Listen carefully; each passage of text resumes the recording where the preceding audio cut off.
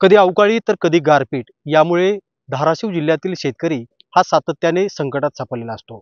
गेल्या 2 दिवसापूर्वी धाराशिव जिल्ह्यातील तुळजापूर तालुक्याला अवकाळी पावसाने झोडपलं आणि या अवकाळी पावसामध्ये हरंगा येथील या गावातील जे एक शेतकरी आहेत त्या शेतकऱ्याचं सफरचंदाची जी बाग आहे ती अक्षरशः मातीमोल झाली। मी आता त्या बागेमध्ये आहे।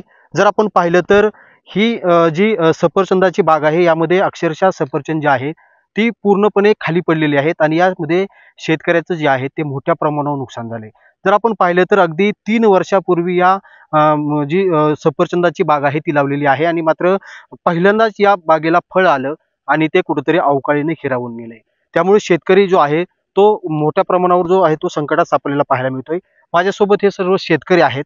नेमकं काय त्यांच्या भावना आहेत आपण जाणून घेणार आहोत।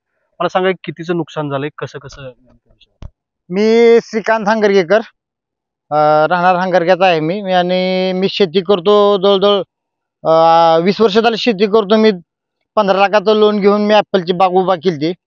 त्यात कालच्या गारपिटीमुळं फार नुकसान झालेलं आहे माझं।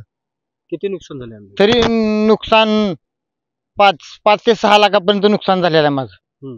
किती खर्च केला होता याला? खर्च कमीत कमी 15+ खर्च झालाय माझा। मला सांगा इतक्या मोठ्या प्रमाणावर खर्च केला तर पहिल्यांदाच फळ आलं म्हणताय, काय आता मागणी असणार आहे नेमकी? आमची सरकारकडे एवढीच मागणी आहे की आम्हाला सरकारनं आर्थिकदृष्ट्या काय ना काय सहाय्य करायला पाहिजे, कारण की एवढं कर्ज काढून आम्ही हे केलेलं आहे आणि पहिल्यांदाच माल एवढा सगळा माझा गळून पण गेलेला आहे। आता माझ्यापाशी दुसरं काहीच पर्याय नाही, कारण मी सगळं पीक सोडून फक्त सफरचंदासाठी वातावरण पोषक करून सफरचंद आणलेत। आता मला सरकारकडे एवढीच मागणी आहे की सरकारने मला काहीतरी आर्थिक नुकसान भरपाई द्यावी आणि सहकार्य करावे। एकीकडे जर आपण बघितलं तर जिल्ह्यामध्ये आपल्या ह्याच्यासाठी पोषक वातावरण आहे सफरचंदासाठी, तुम्ही कसं म्हणजे नेमकं जमवलं? 3 वर्षापासून तुम्ही मेहनत करताय याची।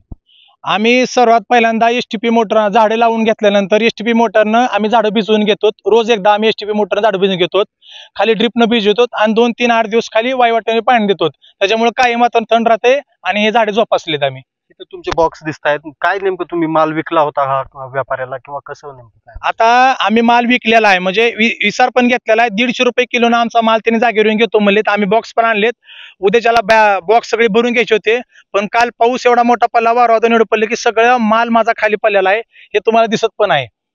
जर आपण पाहिलं तर धाराशिव जिल्ह्यातील शेतकरी जे आहे तो नवनवीन प्रयोग करताना कुठेतरी पाहायला मिळतो। धाराशिव सारख्या दुष्काळी जिल्ह्यामध्ये जे आहे ते सफरचंदाची बाग फुलवली, मात्र कुठेतरी अवकाळी आणि गारपिटीने हे जे पीक आहे, ही जी बाग आहे ती पूर्णपणे मातीमोल झालेली आहे। कुठेतरी या सरकारनं या शेतकऱ्याकडे लक्ष द्यावं आणि नुकसान भरपाई द्यावी अशी मागणी जी आहे ती शेतकऱ्यातून केली जाते।